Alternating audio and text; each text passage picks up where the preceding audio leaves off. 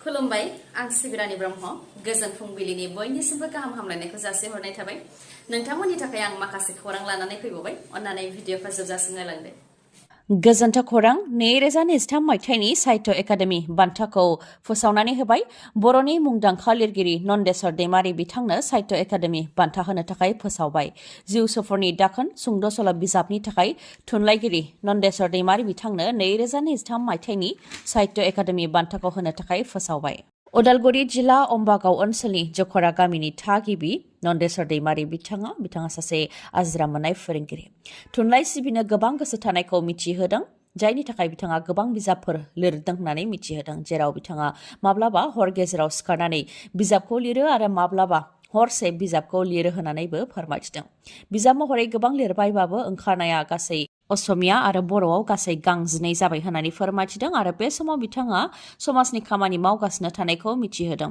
गंब्रै फरायसालिजों लोब्बा दं इउएन academy senior secondary school LP school आरो गुबुन गंसे फरायसालिजों सोमोन्दो दं होननानै मिथिहोदों बिथाङा साख्रि जानायनि उनावसो एसआइअ गनायथि जायो साख्रि जानायनि सिगां एसआइअ गनायथि जाया बे खोथाखौ रोखा खालामदों आसामनि गिबि मन्थ्रि बिथाङा जायनाखि बिटिआरआव टेट उथ्रिसारनाय बिजाथिफोरखौ दिनैसिमबो थिसनथाइ होआखै बेखौ लानानै बिटिआरनि टेट उथ्रिसारनाय बिजाथिफोरा थिसनथाइ होनांगौनि थाखाय गोबां दाबि खालामबोदों नाथाय आसाम सरकारा एसआइअ गनायथि होआखै होननानै प्रमद बर'आ गले गले बुंबाय थादों आरो एसआइअ गनायथि मोननाय लोगो लोगोनो साख्रिनि फोसावथायखौ होगोन होननानैबो खोथा होबोदोंमोन प्रमद बर' बिथाङा नाथाय डक्टर हेमन्त बिश्व शर्मा बिथाङा प्रमद बर' बुंनायनि उल्थायैसो बुंनानै थांबाय डक्टर हेमन्त बिश्व शर्मा बिथाङा फोरमायथिनाय बादिब्ला साख्रि जानायनि उनावसो एसआइअ गनायथि जायो साख्रि जानायनि सिगां एसआइअ गनायथि जाया फोरमायथिनो गोनांदि क'क्राझारनि बागानसालियाव थानाय बाथौ ट्रेडिसनेल एन्ड कालचारेल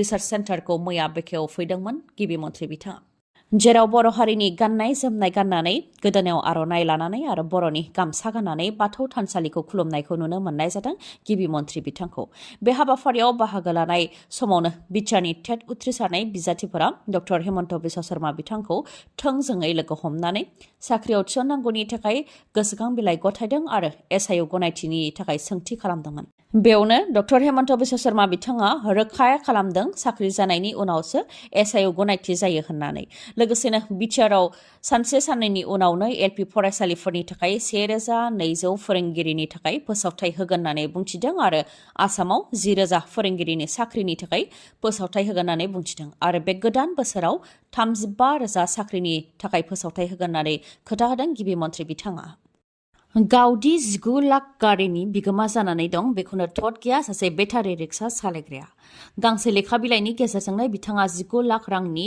गारिनि बिगोमा जादों नाथाय जेबो खौरां गैया सानफ्रोमबो गान्दु लानानैसो उन्दुदों बे लेखा बिलाइखौ गोबाव समनि उनावसो गावनि खाफालाव 19 लाख रांनि गारि नांनायखौ मिथिनो मोननानै मोखाङाव मिनिस्लुनायनि दोहौ फैदों बिथांनियाव बरपेटानि राजु साहाजों जादों बे जाथाया बिथाङा सासे बेटारि रिक्सा सालायग्रा थांनाय माखासे सान सिगांनो बरपेटा रडआव राजमन्दिरनि बानजायनायाव लटारि टिकेट फाननाय जादोंमोन बे लटारि टिकेटखौ गांसेयाव 50 राङाव बायदोंमोन बिथाङा नाथाय खेला जोबनानै थांदोंब्लाबो जेबो खौरां लायाखैमोन आरो नखरनि हाबा हुखाखौ लानानै मुखुब जानानै दंमोन होननानै मिथिहोदों हरखाबै हरनि समाव गोसोखांनानै अनजिमाखौ गोरोबहोनायावसो सेथि बान्थानि अनजिमायानो गोरोबनायखौ नुनो मोनदों होननानै फोरमायथिदों जेराव 50 राङावनो 19 लाख रांनि महिन्द्र एक्सइउभि 700 गारिखौ मोननो हानायखौ फोरमायथिदों बिथाङा बे बेसेन गोसा गारिखौ फाननानै हा बायनानै न' लुनानै थानायनिबो सिमां नुदों राजु साहा बिथाङा बिटिआरआव फिन मानसि बुथारनाय जाथाय बाला माफियाया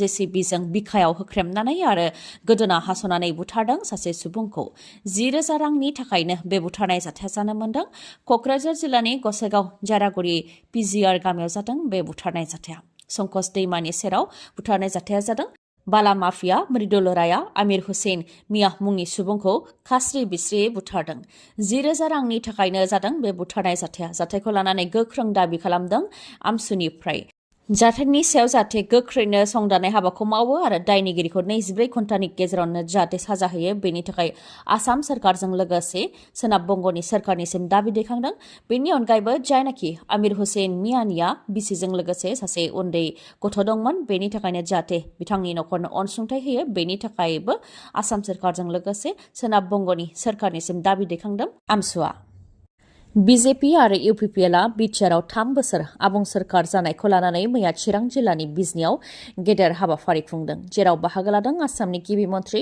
ड हेमन्त बिश्व शर्मा बिथाङा। लोगोसेनो बिटिसिनि गाहाय प्रमद बर', मन्थ्रि उरखावगोरा ब्रह्म आरो इउपिपिएल आरो बिजेपिनि गोबां दैदेनगिरिफोरानो बाहागो लादों, जेराव आसामनि गिबि मन्थ्रि ड हेमन्त बिश्व शर्माया बिटिआरआव फैनानै मोनद' बिथांखिफोरखौ बेखेवफैदों होननानै मिथिहोदों। बे मोनद'नि मादाव गरखाफोरनि थाखाय गरखा भवन, बिरसा मुंडा भवन, पेरामेडिकेल एन्ड नार्सिं कलेज आरो माखासे होननानै फोरमायथिदों। बिटिआरआव बिजेपि आरो इउपिपिएल जथाय सोरखारा 3 बोसोर आबुं जानायखौ फालिनायाव रोजा रोजा सुबुंफ्रा फैनानै बाहागो लाफैदों होननानै फोरमायथिदों आरो बे 3 बोसोराव मा मा मावनो हाखो बेनि सोमोन्दै फोरमायथिदों मन्थ्रि उरखावगोरा ब्रह्म बिथाङा। जेरै एनडिबिफोरनो 75% रिहेबिलिटेसनखौ होनो हाबाय, नाथाय मुंख्लं न'खरनो एक्सग्रेसिया होनो गोबां दंबावो होननानै फोरमायथिदों उरखावगोरा ब्रह्मआ। बेनि अनगायैबो सिमा बांनायनि खामानिया एफा एनै जाबाय। आसाम सोरखारनि अरुणोदय बिथांखिनि अनगायैबो बिटिसिआवबो अनसाय बिथांखि, गियान सोरां बिथांखि बायदि बायदि लाबोनाय जादों होननानै फोरमायथिदों आरो बिटिआरआव 1,50,000नो पिएमएवाइनि गेजेरजों न' होबाय। बिटिआरआव 1,000 किल'मिटार लामा बानायबाय, गं 500नि गोबां फरायसालिफोरखौ फोसाबबाय आरो 100 फरायसालिफोरखौ प्रभिन्सियेलाइज खालामनो थाखाय आसाम सोरखारजों सावरायगासिनो दं होननानै मिथिहोदों उरखावगोरा ब्रह्म बिथाङा। बेनि अनगायैबो एलपि आरो एमइआव 2,200 फोरोंगिरिफोरखौ थिसननो थाखाय थाबैनो इन्टारभिउ खुंनाय जागोन होननानैबो फोरमायथिबावो। फारसेथिं बिटिआर सोरखारा 3 बोसोर आबुं जानायखौ लानानै चिरांनि बिजनियाव रंजानाय हाबाफारि लादों। फारसेथिं प्रमद बर'नि बियाब तामुलपुरनि गयबारियाव बिपिएफ दोलोनि गेदेर जयनिं हाबाफारि, जेराव 4,000नि गोबां सुबुंफोरा बिपिएफ दोलोआव हाबदों होननानै फोरमायथिदों। बावैसो सान सिगां इउपिपिएलनिफ्राय बिबान एंगारनानै बिपिएफ दोलोआव हाबहैनाय जितेन मुसाहारिनि दैदेननायावनो 2,000नि गोबाङा बिपिएफ दोलोआव हाबदोंखौ फोरमायथिदों आरो गामि ओनसोलनिफ्राय दैबाना बायदि बिपिएफआव हाबफैगोन होननाया जाफुंसारबाय आरो बेखौ रावबो होबथानो हायाखै होननानैबो बुंथियो जितेन मुसाहारिया। बेनि अनगायैबो प्राइमारि आरो ब्लक लेभेलाव जयेन जाहोनो थाखायबो नखर नखर खौरां लाहैगोन होननानै बुंथियो बिथाङा। बेनि अनगायैबो बुंथिबावोदि बिपिएफआव जयेन जानायखौ इउपिपिएलनिया गिदों, जायनि थाखाय गामि गामि इउपिपिएलनि 15निफ्राय 20सो दैदेनगिरिफ्रा गावसोरनि मावथिफोरनि न' हाबदों, नाथाय सिगां मानो खौरां लाहैयाखैमोन होननानैबो सोंथि खालामो जितेन मुसाहारिया। ओजोंहाय आइजो बिपिएफआबो आइजोफोरखौ गोख्रों खालामनो थाखाय आरो आइजोफोरनि गेजेराव सांग्रांथि लाबोनो थाखाय थांनाय 9 डिसेम्बरनिफ्रायनो जायगा जायगा सांग्रांथि मेल खुंदों। बिटिआरआव गोजोन फैबाय होननानै प्रमद बर'आ बुंबाय थानायनि हेंथायै बिपिएफ आइजो गांखंनि दैदेनगिरि मालती रानी नार्जारिया गोख्रोङै बिबुंथि लाखिदों। प्रमद बर'आ एनडिबिफोरखौ खोमसियाव दोननानैसो बिटिआर गोरोबथा खालामदों। एनडिएफबिआ गोरोबथा खालामनायनि उनावबो रन्जन दैमारि आरो बर'नि बिर जोहोलाव नंगुबै सोमावसारग्राफोरखौ जोबथेसालियाव जोबनानै दोनदों होननानै बुंथियो बिथाङा।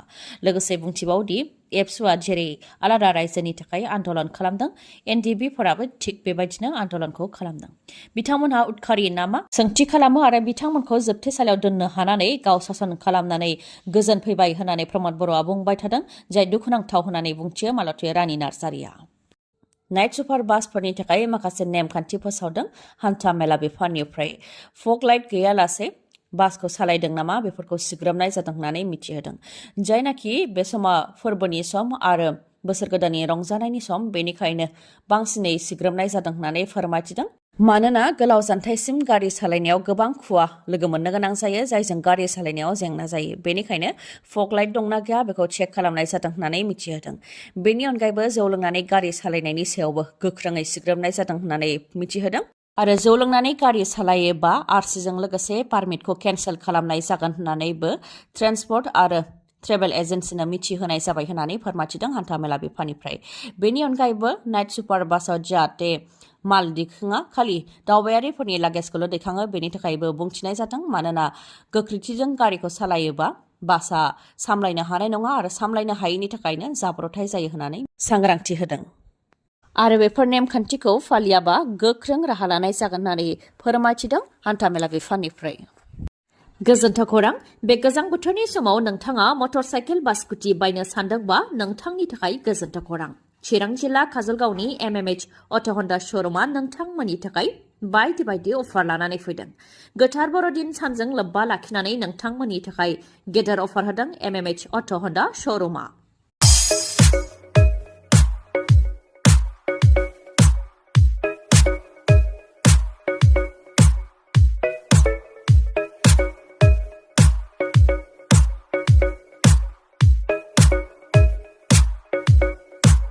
अफारफोरा जाहैबाय बेसेन नाङालासे गंनै हेलमेट मोननो हागोन आरो गांसे कम्बलबो मोननो हागोन। जायखिजाया मटरसाइकेल बा स्कुटिखौ बायोबानो बे अफारखौ मोननो हागोन नोंथांमोनहा। मिथिहोबावनाय नोंथाङा जुदि गोजाम मटरसाइकेल बा स्कुटिखौ सोलायनानै गोदान मटरसाइकेल बा स्कुटि बायनो सानदोंबा बेनिबो खाबु दं बे श'रुमाव। लोगोसे ल'डाउन पेमेन्टआवनो मटरसाइकेल बा स्कुटिखौ नोंथाङा मोननो हागोन।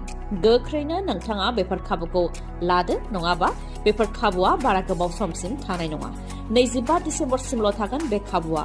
आबुङै मिथिबावनो थाखाय 9101037416 नङाबा 8720957824 बे नाम्बाराव कल हरनानै खौरां लाहरनो हागोन। गोजोन्थों।